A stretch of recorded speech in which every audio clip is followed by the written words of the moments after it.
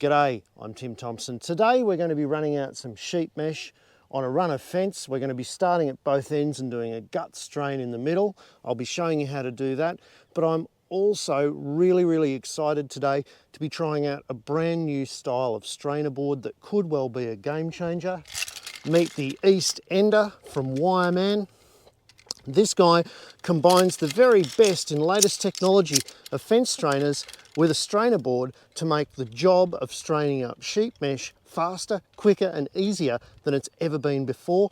There's some fantastic little features on this as well, like your little foot plate for dragging along the ground, that should make this job a lot easier. So let's get the wire run out, let's get it tied off, let's set up our gut strain and see how this gadget works. Don't forget, if you like this video, please hit the subscribe button, give it a thumbs up, and go and visit my website, timthompson.ag, for all sorts of curated content and features.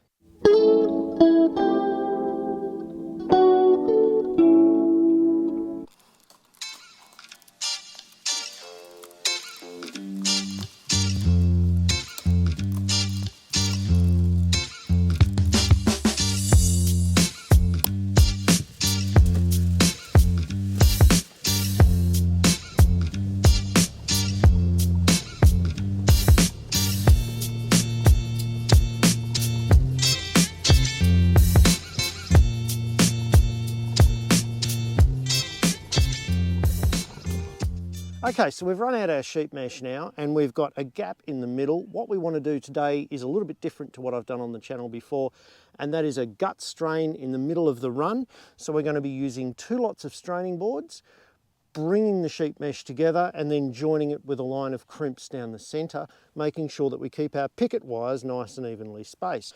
Now we've got a few options when it comes to strainer boards. There's all sorts of fancy designs that people make up themselves, but be aware, if you have employees or people that work for you and something goes wrong, this sort of stuff is not going to cut the mustard in court, so best keep this to the weekend hobby farmer that doesn't use it often. Next up is a set of strainer boards that are very similar to a lot on the market these days. These are pretty much standard fare on most farms. To be honest with you, you're not going to see much more technically advanced strainer boards on any farm than this. However, there are a few disadvantages with this design of strainer board. First up, the tabs can become bent with the hammering in of the pins. Second up, there's lots of moving parts to loosen the back of your ute. Third up, it takes a while to assemble. Now, if you're only doing 1 or 2 fences a month, then an extra 5 or 10 minutes is no drama at all. But if you're a fencer that does this full time, then that time is valuable. Not only that, but this sort of strainer here only gives you a rough grip of each of the line wires. Let me show you a set of strainer boards that I think are game changers for straining up sheep mesh. Meet the East Ender board by Wireman. The East Ender board is famous for holding jack the grippers. This particular board is totally adjustable. So if you're running 10 line wire, 9 line wire, 8 line wire, doesn't matter. All you need to do is have enough jack the grippers and join them on exactly where those line wires match. Once you've set this straining board up for a particular type of wire, there's no need to ever adjust it again until you change wire that you're using. You'll notice the square holes in the centre. They're made to fit the heads of coach bolts. You can actually join several of these together if you're doing exclusion fencing. And then you've got a series of holes on this side to attach your strainers to allow you to strain up. The key selling point of this is their ease of use and your ability to adjust your strain up and down the individual line wires and the speed at which you can set it up. Let's throw them on the wire and see how they work. Now here's our East Ender strainer board set up on the wire, and you can see it does a good job. It's nice and tight, and it's got a foot plate to stop it digging into the ground and ruining your strain angle. So how easy is it to put on these strainer boards? Well, I reckon I can do it single-handedly. So here's what I'm going to do. I'm going to take these off. I'm going to be holding the camera and I'm going to try and put them on using one hand, and we'll see how quick it is to set these things up to strain the sheep mesh. Let's see if I can do it.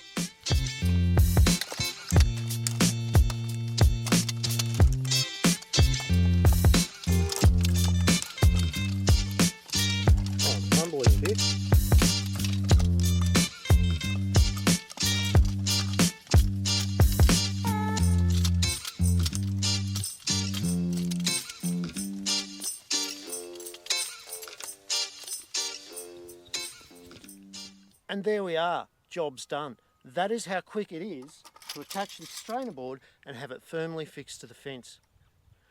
We're ready to strain the wire up. Alrighty, the Jack the Grippers are in place. Let's go and set up the other strainer board, pull this together and do a gut strain in the middle.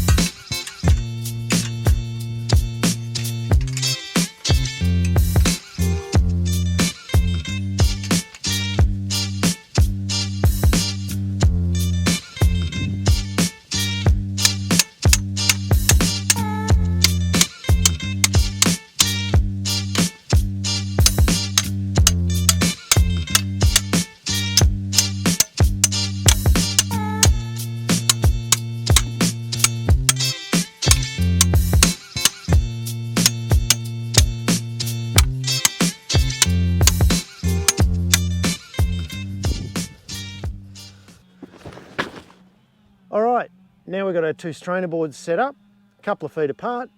Let's put our strainers on, strain them up and apply our crimps.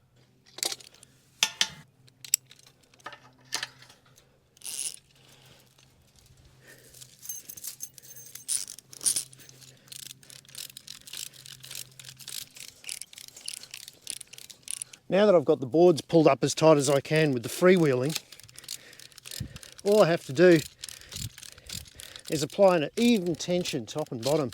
And I will say that the classic pin style strainer boards are catching in the ground and do have to be lifted up from time to time, whereas the foot plate on this Eastender strainer board is just sliding along the ground with no impedance whatsoever.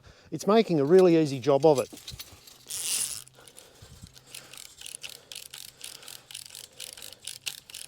So now we've got the two wires strained up, what I'm doing is I'm putting a strain in the guts. This is called a gut strain, and for that I'm using these little Hayes crimpers. I'm using the HC2s and a proper crimping tool. Now people have had a go at me, they've said, look, you can just drill a hole in a pair of bolt cutters, but let me tell you, don't do that, because if you don't get the hole exactly the right dimensions for the individual crimp that you're using, you will not have the same strength and wear. If you crimp this too tight, it'll break. If you crimp it too loose, it'll break. Just buy the right tool. Now when we're joining our crimps, we want to make sure that we use these line wires as accurate spacing guides. We want to try and make all of the joins the same, and we want to make sure that whatever line wire you start crimping on is the correct one and you haven't got it mismatched, because you can't really undo them once they're on. Now, when we're doing up the crimps, you'll notice that the crimping tool doesn't cover the whole crimp. So you want to start on one end and overlap your crimps all the way down until you get to the end. You don't want to leave any little lumps behind. Now this is the awkward bit. You really do need a third hand when you're using these machines. Once you get it underway, overlap your crimps all the way along.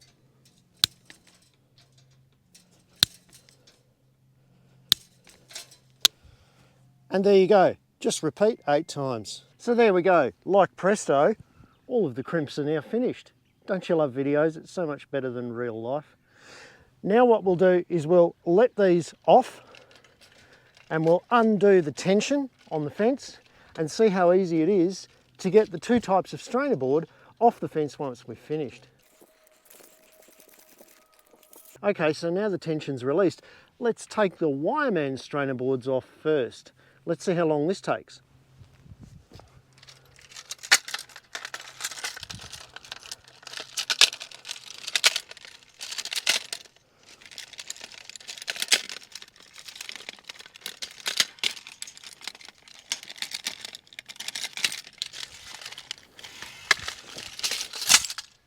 Job's done, and I must admit it was my fault, I was just slow on a couple of those. Now let's take the traditional ones off. Oh wait, I've forgotten my hammer. Now I've got to jump over the fence because the wedges are on the wrong side. Hang on. Bloody barbed wire. Oh, God, there's goes my brand new pants. Ah! All right.